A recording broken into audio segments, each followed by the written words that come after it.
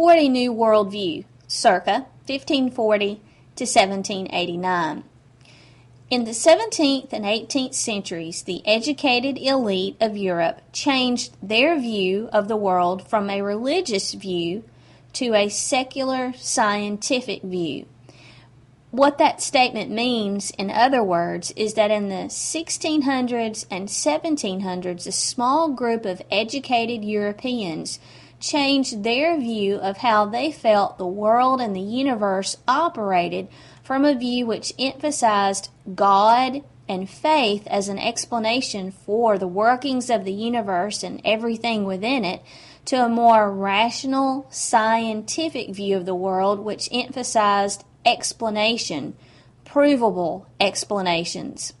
This change in worldview is due to two events in world history: the scientific revolution of the 1500s, 1600s, and 1700s, and the Enlightenment of the 1700s. It is difficult to define exactly what is meant by the scientific revolution and what is meant by the Enlightenment, but just briefly to give you a little overview, the scientific revolution is a period of about 200 years in which men who are calling themselves scientists and philosophers are willing to stand up and challenge the traditional beliefs of the Catholic Church and the educated elite. These men are Copernicus, Kepler, Galileo, and Newton. Those are the major figures of the scientific revolution, and we'll talk about the contributions of each man to the scientific revolution in just a few minutes. The Enlightenment was a period that emphasized philosophy, education, new ways of thinking about things, progress, put emphasis on using science to explain everything from human behavior to politics. So these two movements influenced a change in worldview. As we talk about the major figures and their contributions to each period, you will better understand what we mean by the terms scientific revolution and enlightenment. Since we're talking about the new worldview from 1540 to 1789, it would probably be a good idea to start with the old worldview so that we know how this worldview changes between 1540 and 1789. So let's back up a bit. Before 1540, the view of the world held by the educated elite was based on the theories of the ancient Greek philosopher and teacher Aristotle, who lived between 384 and 322 BC. Aristotle, the ancient Greek philosopher and teacher, proposed a theory of the universe called the geocentric theory, in which he stated that the earth was fixed, it did not move, and that the sun and moon revolved around the earth. He was not without challenge. Another Greek philosopher by the name of Aristarchus, famed for his inventions, proposed the heliocentric theory, which said that the sun was fixed at the center of the universe and that the earth revolved around the sun. People in ancient Greece thought Aristarchus was mad. There was no possible way that the earth was moving. They did not see that, nor did they feel it. Therefore, they believed that Aristotle was correct because every day they saw the sun move from east to west. So Aristotle's geocentric theory, which was not correct, was accepted as fact from his lifetime, the 4th century BC, until 1540 AD. If we add those together, the time span we see is nearly 1,900 years. So for the better part of 2,000 years worth of Western history, people believed that the earth was fixed and did not move. In other words, they believed Aristotle's geocentric theory. By 1540, science had become a branch of religion. Science was, in fact, very religious. The official belief of the Catholic Church was the geocentric theory. So, for someone like Copernicus, Kepler, Galileo, and Newton to stand in defiance of the Catholic Church requires a great deal of bravery, because in this period, challenging the church and any of its popularly held beliefs could result in a charge of heresy, which could ultimately lead to banishment or exile or excommunication from the church, or even possibly execution. So, by 1540, the Catholic Church had taken science and made it very religious. Here's a further explanation of that. The official belief of the Catholic Church and of the educated elite of the time was the belief that the universe was comprised of 10 crystal spheres. Inside one crystal sphere was the earth, which was fixed and motionless. Beyond the sphere which held the earth were other spheres which held inside them the known planets. There were 5 known planets in this time period. There was also a crystal sphere which held within it the sun, another that held within it the moon, another that held the stars, and 2 extra crystal spheres that housed things such as comets. And beyond the 10th crystal sphere, it was believed, was the home of God and the souls of the saved. These crystal spheres, 9 of them moved. 1 did not. The crystal sphere which held inside it the earth, placing God's most important creation, earth and human beings, right fixed smack in the center of everything, remained fixed. The other crystal spheres rotated in perfect circles thanks to angels who were moving these crystal spheres around the earth. As you can see, science was not very scientific in this period. The first philosopher and scientist of the scientific revolution was a Polish clergyman turned astronomer, Copernicus, who lived from 1473 to 1543. In his research, Copernicus rediscovered Aristarchus' heliocentric theory. He popularized the heliocentric theory among the scientists of the time. The heliocentric theory, as we stated before, was the belief that the sun was fixed and that the earth rotated around the sun. Copernicus is given credit for what's called the Copernican hypothesis, published in 1543 in On the Revolutions of the Heavenly Spheres. The Copernican hypothesis is essentially the assumption that the sun was the fixed center of the universe and that the earth and the known planets rotated around the sun. What this suggested was that the universe was huge and of staggering size. If something as big as the earth was moving, and it was moving around something as big as the sun, it boggled the mind. The universe was staggeringly large, possibly infinite. In other words, never ending. Copernicus was very careful to publish his beliefs, his hypothesis, as a theory, as a belief, as a hypothesis, as a suggestion, not as a fact. And he waited until the last year of his life to publish his work. It's almost as if Copernicus knew the end of his life was near. He felt himself growing weak and old and sick and decided to publish his findings in 1543. You might suspect the reason why he waited until the last year of his life was that if he got convicted on heresy charges, he kind of felt like, well, I'd lived my life, it's no big tragedy. But that's not true. The reason why he waited until 1543 was to avoid the ridicule of his fellow scientists. He was afraid that by saying the heliocentric theory was a possibility and that the universe might be infinite, that he would be the object of ridicule, that his fellow scientists, quote-unquote, would think he was a bit nuts. So Copernicus published On the Revolutions of the Heavenly Spheres in 1543. Never did he say the heliocentric theory was anything other than a theory or a possibility, but he certainly believed that it was true. Kepler, who was from the Dutch Netherlands, lived between 1571 and 1630. He came to most of his ideas not through research or experimentation, but by simply thinking and observing the night sky with a naked eye. And it's really amazing that someone could have such mental aptitude to come up with laws of planetary motion based on just thinking with no way to prove it at all, and to have these things actually turn out to be true is really quite amazing. Kepler proposed 3 laws of planetary motion. These laws include the following ideas.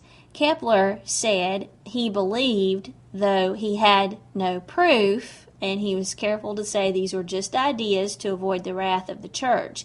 He said he believed that the planets revolved around the sun. Possibly they did, perhaps they were moving, and if they did in an elliptical fashion, not in perfect circles. He also said that the time of orbit of a planet was relative to its distance from the sun. In other words, the time and speed of a planet around the sun is not uniform. It varies from planet to planet. Kepler published these ideas simply as that, ideas. He never dared to suggest that they were facts, but in actuality, Kepler was right. Galileo was an Italian astronomer who lived from 1564 to 1642. His most important contribution to the scientific revolution was the law of inertia. Galileo, unlike Kepler and Copernicus, stated that the law of inertia was a fact, which got him convicted almost on heresy charges. He was brought in before the Catholic Church on an Inquisition hearing in 1633. More about that in a second. Why is Galileo in trouble in 1633? What is the law of inertia? Galileo accepted the beliefs of Kepler and Copernicus as factual, and he was trying to offer an explanation as to how the planets would revolve around the sun if they were not in fact moved in perfect circles by angels. He observed through various experiments a naturally occurring law of motion in the universe called inertia, in which he stated shortly and simply that a body in motion remains in motion unless acted upon by an outside force. According to Galileo, it was a naturally occurring fact of the universe that objects moved, including the planets around the sun. Fact, he said. So in 1633, the Catholic Church hauled Galileo in before an Inquisition hearing on a charge of heresy for going against the official beliefs of the Church. When asked if Galileo believed in the heliocentric theory, of course he does believe that, he said no. When asked, does the planet Earth move around the sun, he said no, definitely not. Asked, was the law of inertia a fact? He said no, definitely not, just a theory. So in some ways, Galileo is a disappointment in that he doesn't stick up for what he truly believes, but it was to preserve his own life, so I guess we have to give him a little bit of a break. He was given a slap on the wrist, more or less, in 1633 and told by the Catholic Church, if you continue to publish, make sure that you say your ideas are just those, ideas. Galileo did so and did not get in trouble with the church again. Sir Isaac Newton is the last scientist of the scientific revolution that we're going to talk about. He lived from 1642 to 1727. He was an Englishman, a professor of optics at one point, a member of Parliament, very rational, scientific guy, mathematical genius, would lock himself away for days at a time, working on math problems just for the fun of it. People in his own lifetime recognized his mathematical genius. But this extremely rational scientific man also had an interesting other side to his personality. To be so rational and scientific, he also believed in magic, like alchemy, turning base metals into gold and silver. He also believed it was possible to find some sort of potion or elixir of life that would give a person immortality or eternal life. So, to be so rational, he was involved in some interesting hobbies or sidelines. When asked about his genius and how he came to his mathematical system, Newton said, "If I have seen farther, it's by standing on the shoulders of giants," which is a very humble way to respond to someone complimenting him on his genius. What he was saying is that he was giving credit to the men before him, like Aristotle, Aristarchus, Copernicus, Kepler, and Galileo, that without these men and their contributions, he would have had to start in the beginning and would not have been able to focus on what he focused on, which was attempting to explain the universe mathematically in a series of mathematical equations. What Newton came to while locking himself away for days at a time trying to explain the universe by math was the mathematical system called calculus. Of course, it was so complicated for the time that people did not get it completely, and some still don't. But it was about 200 years after Newton before people really truly began to appreciate and understand what he had came up with these ideas of calculus. And more or less, one of the first individuals to truly get what Newton had come up with, the mathematical system of calculus, was Einstein. So it took a genius to unravel the work of a previous genius. So Newton is famed for the discovery of gravity and the law of universal gravitation, which he wrote about in his famous work Principia, or Principia if you prefer the Latin pronunciation, published in 1687. By the time of Newton, many of the educated elite of Europe had started to accept the heliocentric theory as fact, that the planets revolved around the sun in an elliptical fashion, that the time of orbit was relative to distance from the sun, that the speed of an orbit was not uniform from planet to planet, that the law of inertia worked, that the planets moved not because of the angels, but what they could not wrap their mind around was that if the natural state of planetary bodies like the Earth is motion, what holds the universe together?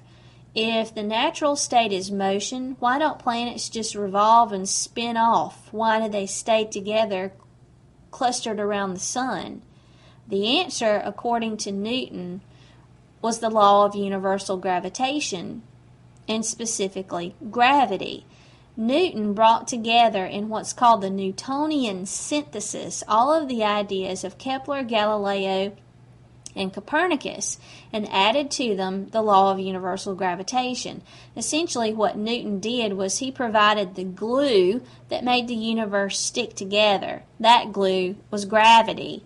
He said that all bodies push and pull on each other with force. That force is gravity, and it's gravity, this pushing and pulling of every individual object on every other individual object, that keeps it all together. The law of universal gravitation was very complex and not fully understood at the time, but is the basis today for scientific research in terms of astronomy. The causes of the scientific revolution are complex, but we'll summarize them here.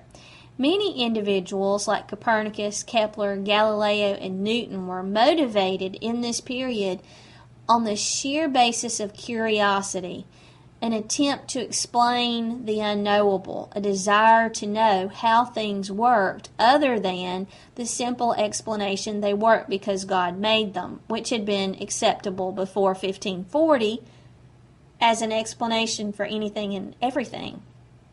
Universities also encouraged scientific research in this period. Copernicus, Kepler, Galileo, Newton were either students at or professors at, and sometimes both, student and professor at universities. Universities encouraged scientific research. Protestantism in this period was pro-science, partially because the Catholic Church was anti-science. Protestants and Catholics are always on the opposite side, it seems. So in this period, Catholics feared that as people became more scientific, they would fall away from the church and not believe in religion anymore.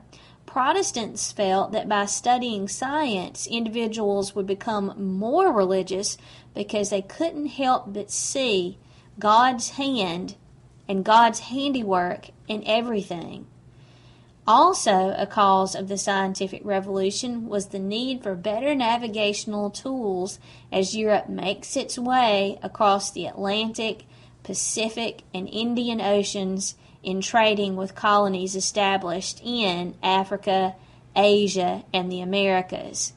There are two main results of the scientific revolution: the development of the scientific community, a group of scientists like Copernicus, Kepler, Galileo, Newton, who can call themselves scientists because they have scientific training and because they can find jobs or employment as scientists at universities. It is also in this period that, thanks to Bacon and Descartes, we have the modern scientific method. Before the scientific revolution, some individuals who called themselves quote-unquote scientists often sat around and theorized without trying to prove their ideas. They just came up with ideas about how they thought things might work, but they never experimented to try to prove their theories. So their theories were useless. Other scientists conducted experiments and just collected the data and wrote down the data and then never tried to see patterns or interpret results from the experiments. Neither of those approaches works. The idea of bringing together experimentation and theory into the scientific method is attributable to Bacon and Descartes, and the scientific method includes the following steps, which you may be familiar with from science class. We owe these to Bacon and Descartes and to the scientific revolution. First, a person who is conducting an experiment must have a hypothesis, an educated guess, theory, idea about what they expect to find. They may do research to see what others have said. They conduct the experiment, observe, collect the data, and then interpret the data to prove or disprove the hypothesis. The other reason for the change in worldview among the educated elite from 1540 to 1789 was the Enlightenment of the 1700s. As we said previously, the Enlightenment is an intellectual and cultural and artistic movement which focused on three basic ideas: progress, the scientific method, and that science can explain everything. This movement, called the Enlightenment, reached its height or its peak of development in France. And the writers of the Enlightenment in France are called philosophes. That's philosopher without the R. Philosophes in France had as their goal, as writers of the Enlightenment, to educate the public, not the masses. They wanted to educate a group of people they called the public. They defined the public as the educated people. So they wanted to educate the educated, not the masses or the indiscriminate majority of people who were uneducated, and they felt, that is the philosophes felt, that the masses who were uneducated were too superstitious and too uneducated, too stupid, if we want to go that far, to really get their brilliant ideas. So what were the brilliant ideas of the philosophes?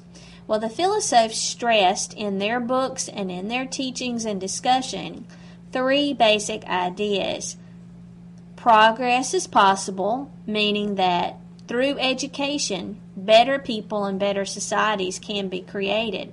They also believed that the scientific method was key to understanding human behavior. In other words, you could take the scientific method and conduct experiments on people and predict human behavior. This gives rise to a new branch of study called the social sciences, which includes political science and psychology. The philosophes also believed that science can explain everything from human behavior to religion. One of the philosophers was a political philosopher by the name of Montesquieu. He believed that science could be used to explain politics. So we could call him a political scientist. His most famous work and most influential work was published in 1748, and it was called The Spirit of Laws.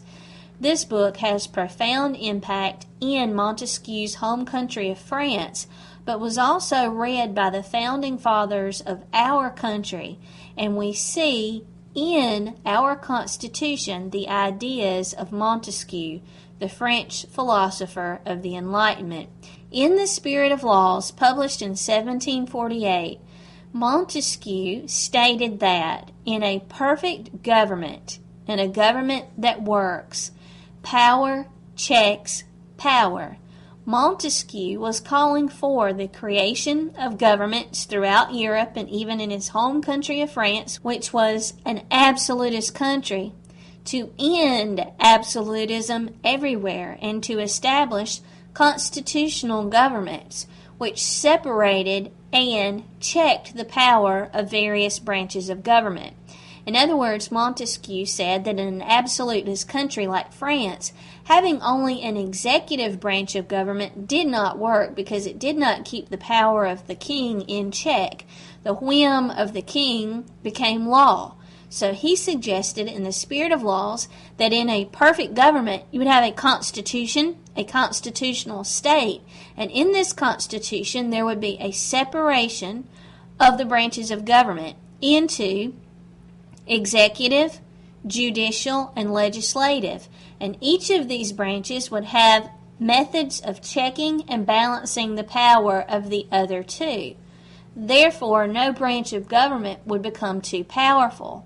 This idea impacted the French people, who saw that their government did not have a system of checks and balances. Instead, the whim of the king was law.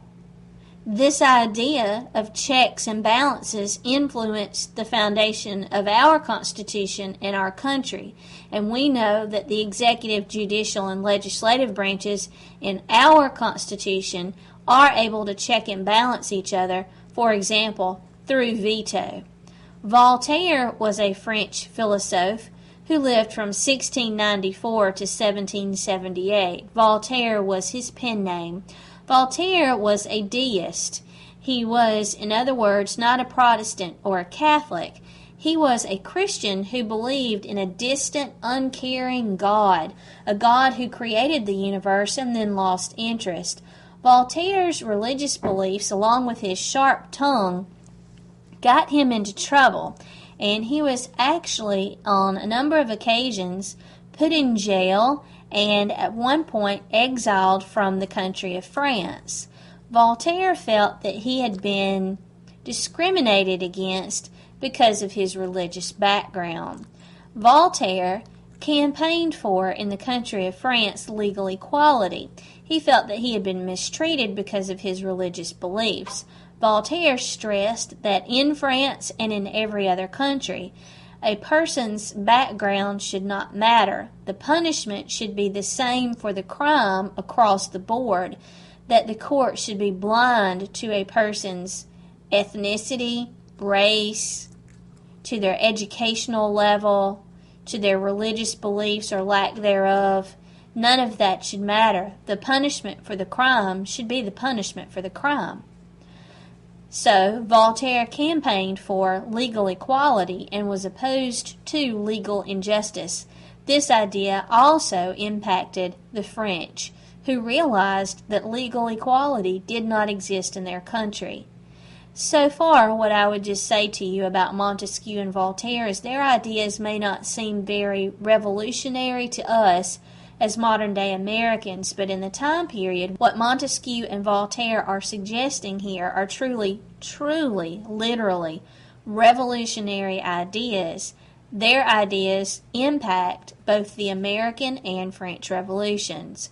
Voltaire is famed for his work about a morally corrupt young man named Candide, which from time to time is on and off the banned books list. He also wrote a historical work about the reign of Louis XIV called The Age of Louis XIV, published in 1743. Rousseau was a French philosopher who lived from 1712 to 1778. Rousseau's major contribution to the Enlightenment were two books, The Social Contract, published in 1762, and a work about child rearing, published in 1762, also called Emile, which was so controversial that it was actually burned by people publicly shortly after its publication. After people had enough time to read it, basically, they started burning it. More about Emile in just a second. Rousseau's social contract stated that a government and its subjects have a contract. A contract is an agreement. What the government agrees to do for its subjects, this is, by the way, an unwritten contract, according to Rousseau. A government has a contract with its people. It knows what it's supposed to do, and that is look out for the interests and needs of the people. In return, what the people do, or the subjects of the government, is they give it loyalty and respect. From time to time, according to Rousseau, governments did not uphold their end of the contract. They ceased to care about their subjects and became more obsessed with gaining power and making the government more powerful, more influential. According to Rousseau, when the government acts that way and doesn't care about the people, and he was suggesting this was happening in France, where the tax burden was falling heavily on the poor people who were the least able to pay taxes. What Rousseau says is when a government does not do what's right for the people, loses interest in the people, becomes more obsessed with increasing power of the government, the contract becomes null and void. The government isn't doing its part, the people don't have to do theirs, meaning they don't have to be loyal.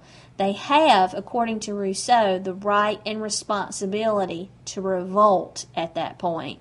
Rousseau's ideas were popular in France just prior to the French Revolution, and the social contract was also popular reading in the American colonies and impacted the American Revolution.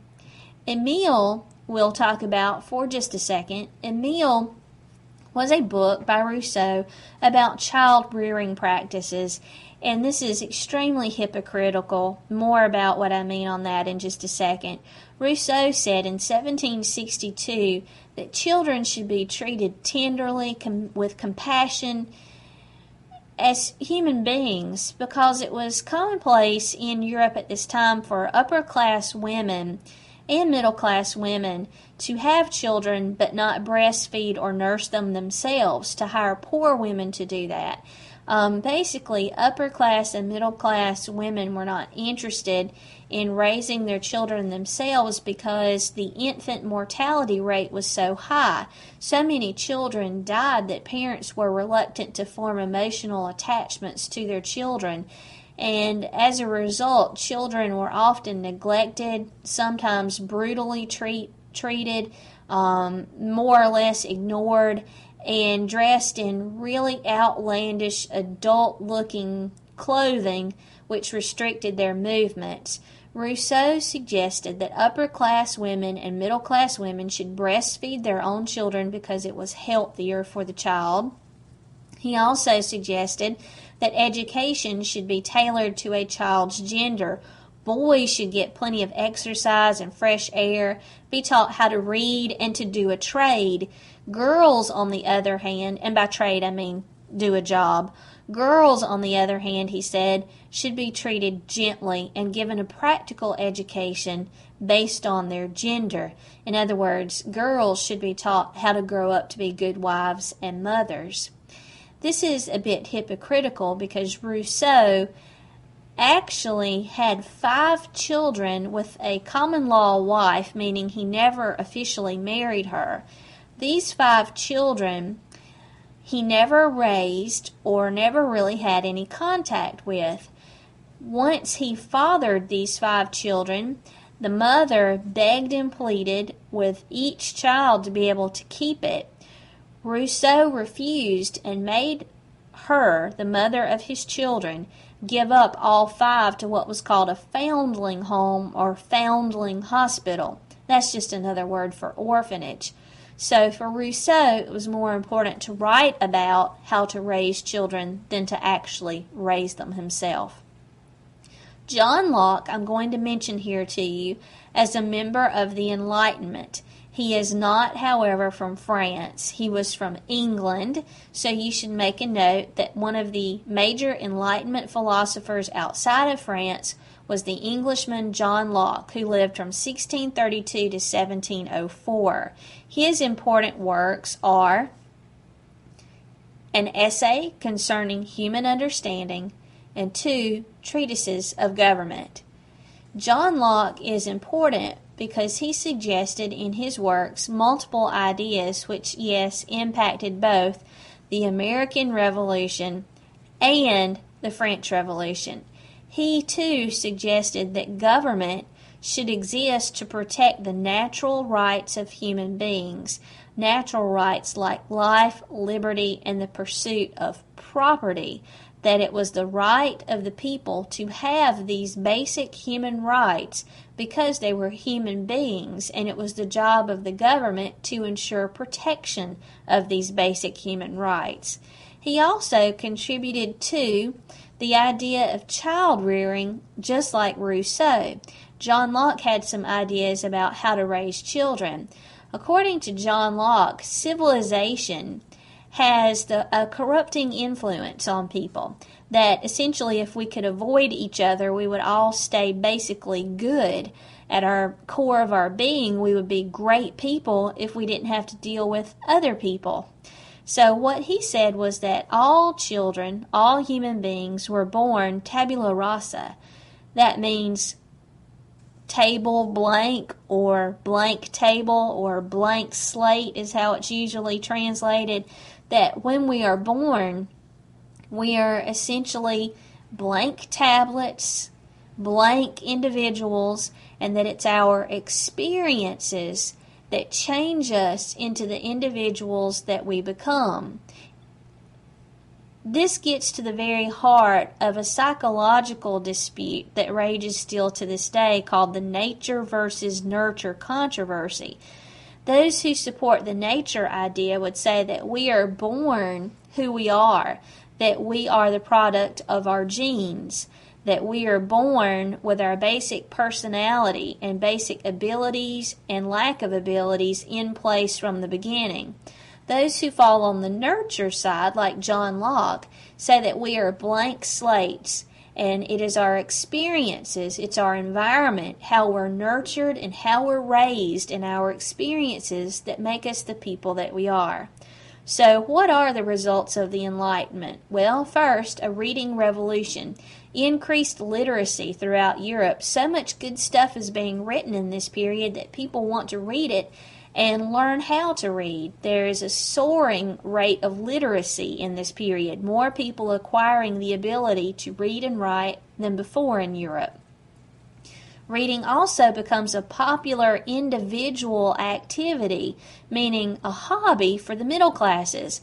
And I would love to tell you that they were reading the Philosophes and John Locke from England, and they were, but that's not their favorite form of literature. Their favorite form of literature in this period was an underground type of literature, meaning that it was considered to be not appropriate. It was pornographic material, which focused on the lifestyles of the rich and famous, of the aristocrats in Europe, and what they might actually be up to behind closed doors. This was considered to be controversial and highly offensive to governments because much of the subject of these pornographic novels were government officials and the aristocrats and what they might be doing. Also, new ideas about women's rights emerge in the Enlightenment. Now, I'm certainly not suggesting to you that in the Enlightenment, men like the Philosophes were demanding equal rights for women. They were not that enlightened. What they suggested in this period, the Philosophes, was that women should have the right to obtain an education, and to be precise, higher education, education at universities. It was very commonplace in this period for women to be declined or denied the right to further their education or to get education at all by society, but also by centers of learning, of institutions like colleges and universities denied women the right to be educated. These ideas about getting education for women developed in places called salons in France. A salon during the Enlightenment was an upper-class woman's living room, and the philosophes like Montesquieu, Voltaire, and Rousseau would select the living room of some upper-class woman or another to gather. And the living room would be beautifully decorated. Refreshments would be provided by the upper-class woman. She would invite her friends, male and female. They would publicize the event. Men and women would get together to talk about ideas such as nature versus nurture, how a government should work when it works well, etc., etc. And in the process of these discussions, women were allowed to participate, and the philosophes realized women have sense. Women have some good ideas. Perhaps we should campaign for them to get opportunities for higher education. So the idea of women's rights, of getting education for women, develops in this period. Also, result of the Enlightenment, so-called enlightened monarchs. Philosophers believed that the masses would not be able to bring about progress for society themselves, that they would have to get this progress and make society better by starting at the top of society. The masses were too stupid and uneducated, the philosophers thought, to bring about reform or progress to a country. They were powerless on top of that to make changes. So they started at the top and cultivated friendships with the monarchs of Europe. They were very careful in their works never to name names of monarchs who were absolutist. Instead, they worked with them as friends and on individual basis, and more or less tried to steer these monarchs away from absolutism and towards what they called enlightened rule of a country that would bring about progress and change for the betterment of the people. The results of the Enlightenment also include the American and French revolutions. As I said earlier, the ideas of Montesquieu, Voltaire, Rousseau, and John Locke may seem commonplace to us, but they were revolutionary ideas, literally, for their time, to suggest that there was something other than absolutism for France was a revolutionary idea. And that ends our look at the educated elite's move towards a new worldview.